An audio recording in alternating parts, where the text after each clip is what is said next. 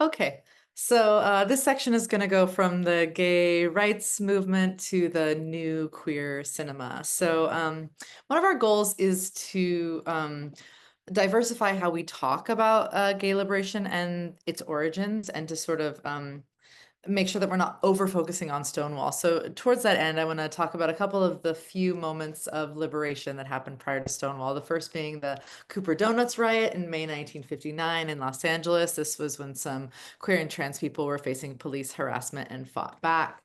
A similar event happened in Milwaukee. It was called the Black Night Brawl in 1961, again pushing back against police violence towards queer people.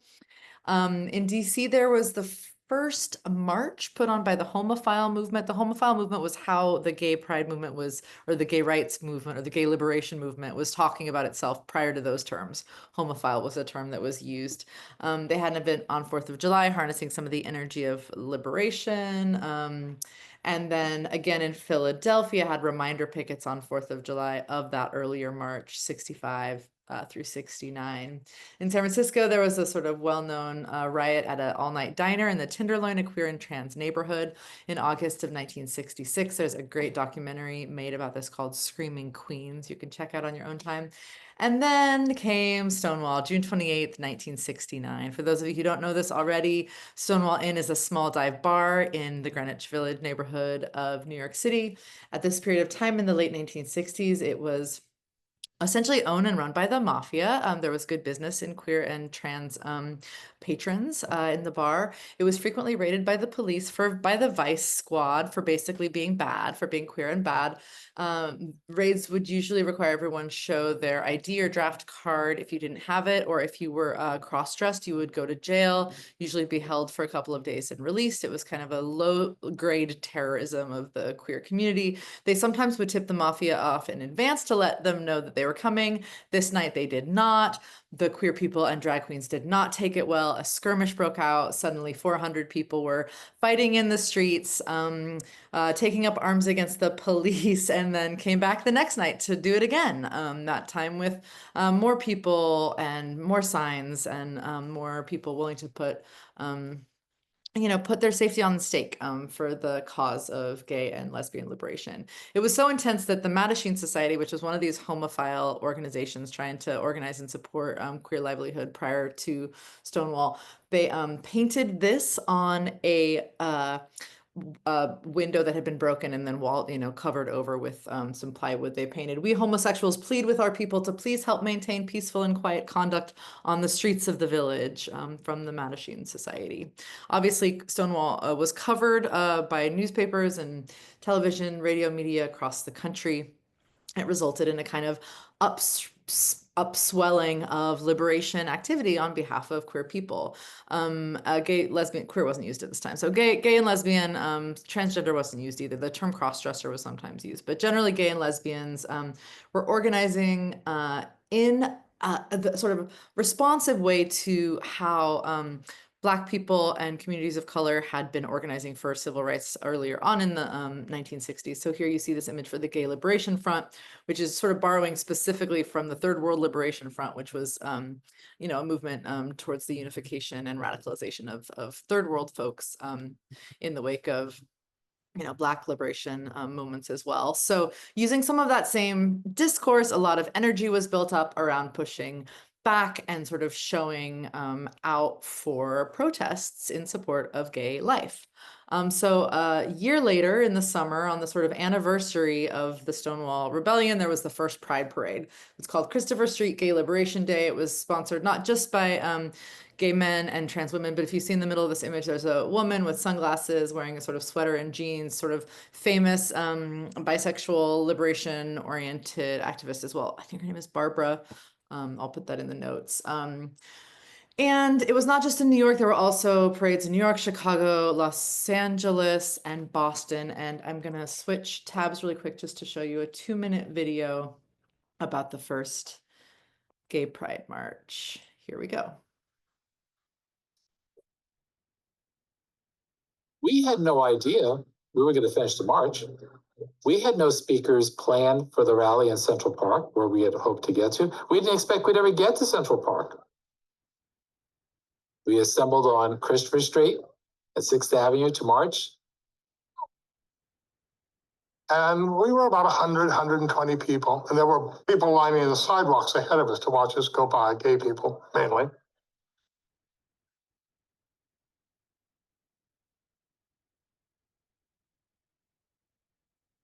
We were going fast. People that were involved in it, like me, referred to it as the first run.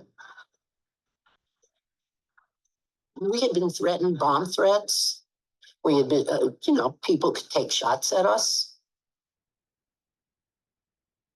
We were scared. But as we were going up 6th Avenue, it kept growing.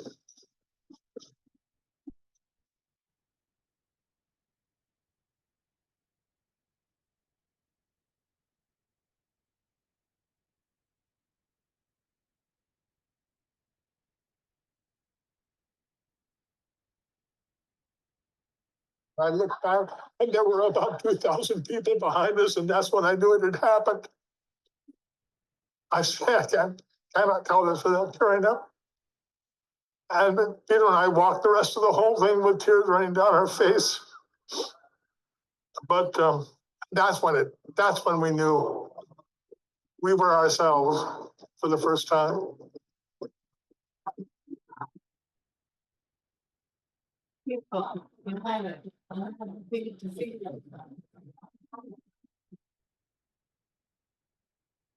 Great, thank you.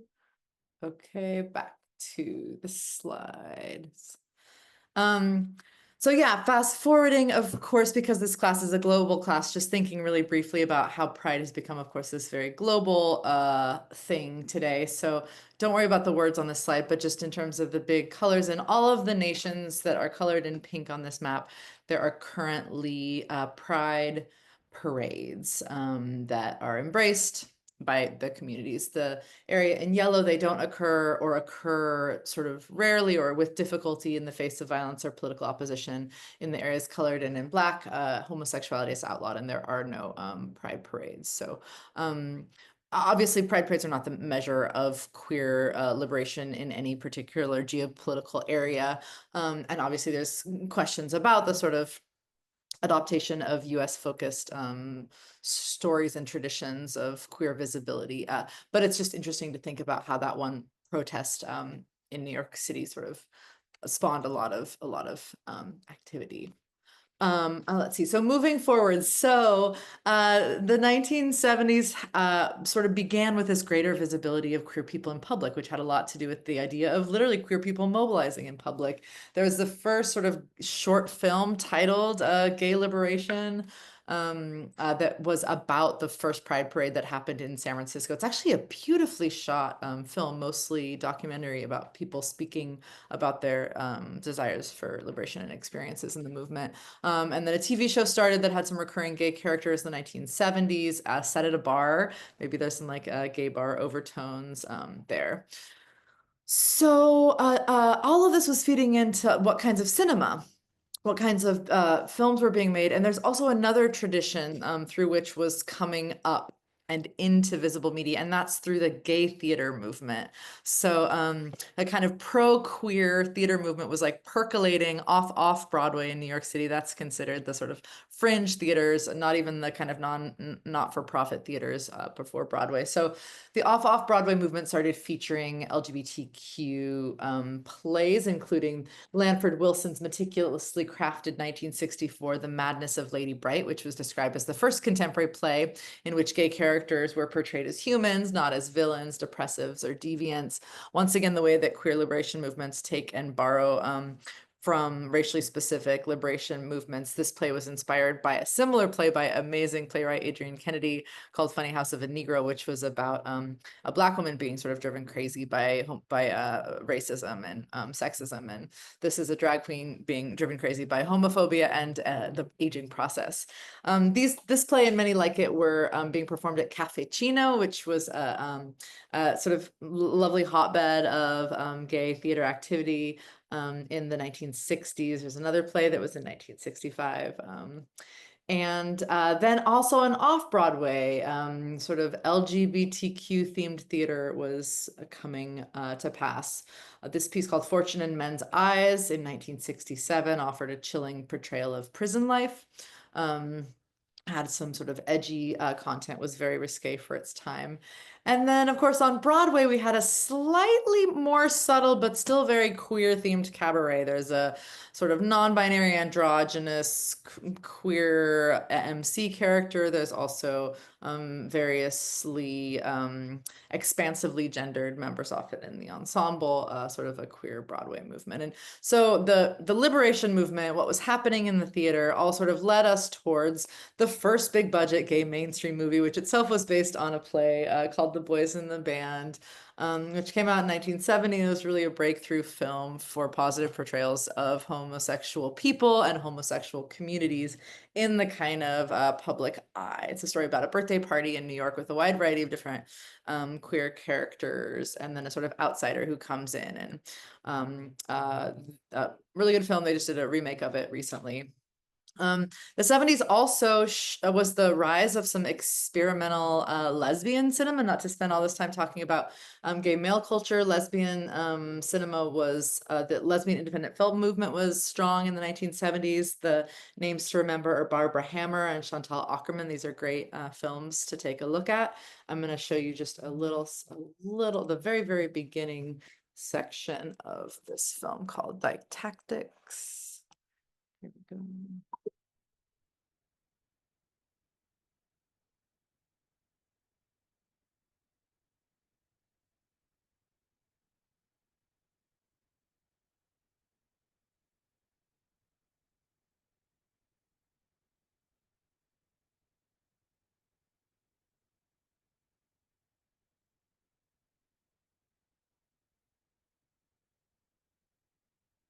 So yeah, lesbian, feminist, experimental cinema of the time was emerging.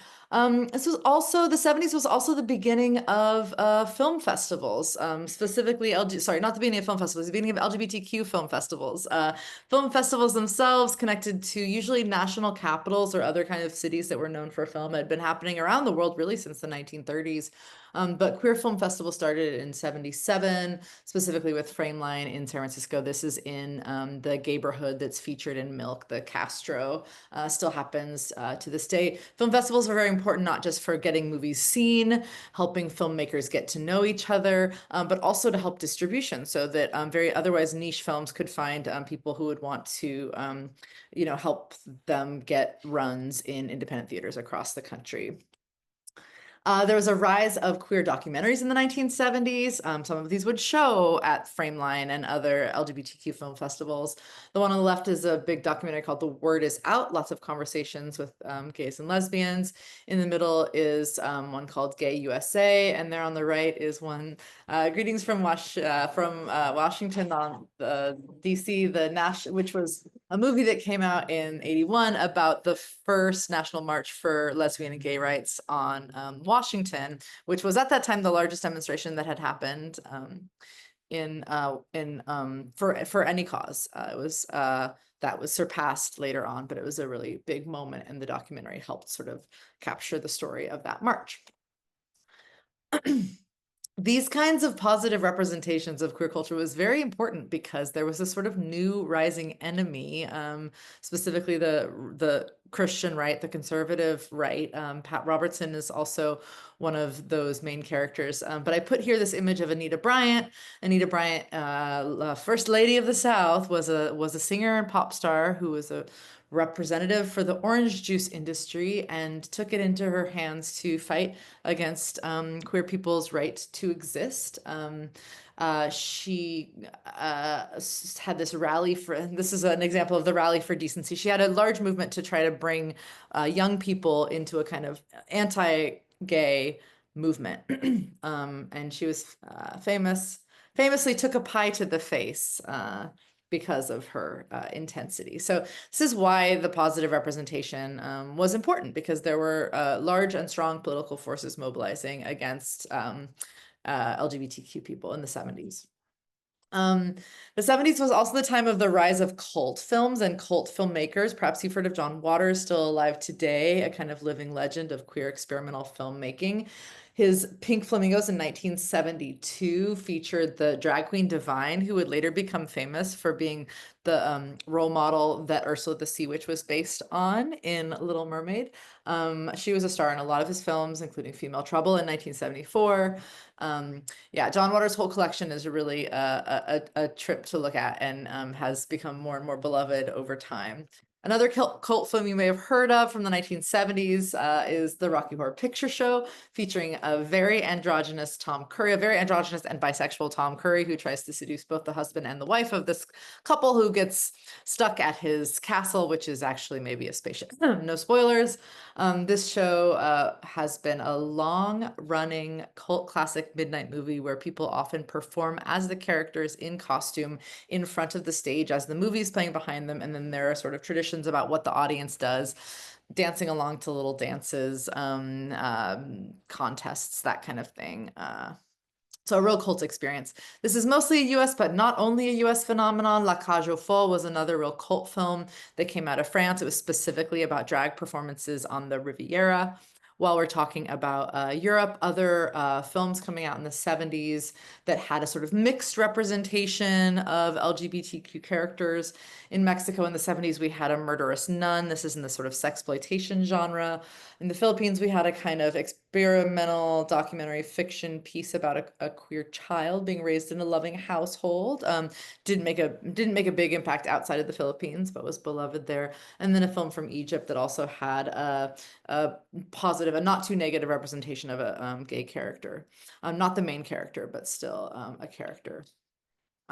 Once we get into 1980, there's a bit of a turning point, and a lot more of the representations start to be positive and based in a kind of queer subjectivity as the sort of main voice. So Afternoon Breezes is a film from Japan. Another Way is a film from Hungary. Those are both same-sex female relationships. And then on the right here, film from Israel about a gay male. So things were really starting to change in queer representation. And then, as you can probably see from this timeline, we move into a pretty hard time, which was the HIV and AIDS crisis, as well as what I'm talking about right now, the queer creative resistance to it. So this is from about 1981 to the 1990s. So I'm not sure, again, how much you've already been taught about the HIV and AIDS crisis, but really a lot of people died in the United States, specifically from 81 when it came out to 84. It started precipitating lower, went down, was going down. The largest and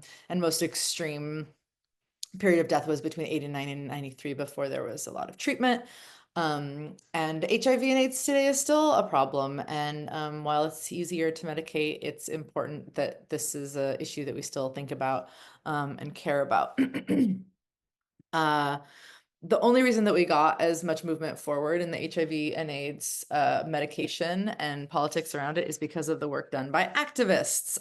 So I'm here to talk a bit about some of the organizing that happened around HIV and AIDS. So you see there are some really large protests. The banners say AIDS, where's your rage? In the tradition of Stonewall, act up, fight back, fight AIDS. This is a protest put on by the AIDS Coalition to Unleash Power, an organization called ACT UP. I've just been reading the history, political history of ACT UP New York, 87 through 1993, really big book about the organizing that was done in this time. There were die-ins, like you see there in the middle, where healthy people would die in and close off the street. They did this on the stock market, closed off the stock market. They had boycotts happening and also sent their own, negotiators to work with legislators and medical professionals to try to push forward more treatments for HIV and AIDS. This art piece on the right is a piece, maybe you've seen, the Silence Equals Death visual. This is the gay artist Keith Haring, who is an HIV positive artist who eventually passed. But I just need to remind everybody, this was before the internet. People did not know things as quickly. And so the media was specifically suppressing conversation about HIV and AIDS. It was not talked about in the newspaper or TV for a long time. So people were taking matters into their own hands. So some of that was things like buttons, posters on the subway, posters on the buses. There was an organization, a subcategory of ACT UP called Grand Fury. They were doing sort of détournements, a kind of like inversions of advertising to try to advertise for causes or for consciousness instead of products. So you may have seen that pink triangle used in that way. This is a little bit later on, but this kind of independent DIY sort of punk rock, save our own selves, queers for queers media production continued from posters and buttons into video. So public access television was a pretty remarkable subcategory of television, of cable television that existed for a while, 80s, 90s into the 2000s. It's going away a bit now, but public access TV had different rules about what was and was not permitted. So the FCC did not have control over public access stations in cities, so they could sort of put on whatever they want and not have as much control. So here are two examples of television programs on public access television, one called Dyke TV and one that was specifically aimed at gay and lesbian Latinos called Homoviziones. And both of these kinds of programs like these, New York, San Francisco, LA, other big cities around the US, were able to give more information and resources about HIV. And then we're finally getting into some real fame. Maybe you've heard of this movie. 1993 was a real turning point in representation of HIV and AIDS. Here's another example of a straight, or a very early example of a straight actor, a sort of beloved American actor, Tom Hanks, playing a HIV positive gay man. You know, he's a straight actor. He's sort of bringing his own qualifications to this character. And then winning an award for it. I think he won the Oscar. I think it won several Oscars that year. Indeed, a good film based on a novel. Another, oh yeah, that's him winning the award. Two other big sort of mainstream hits that sort of came out at the end of the HIV and AIDS crisis. And the Band played on as a documentary about HIV and AIDS from a removed scientific, academic, respectful to some degree activist perspective. It was a very award-winning made-for-TV movie trying to explain and what we had all been going through at that time for quite a while. And it was 93, so it was before things really even turned to get better. It was while things were still really quite bad.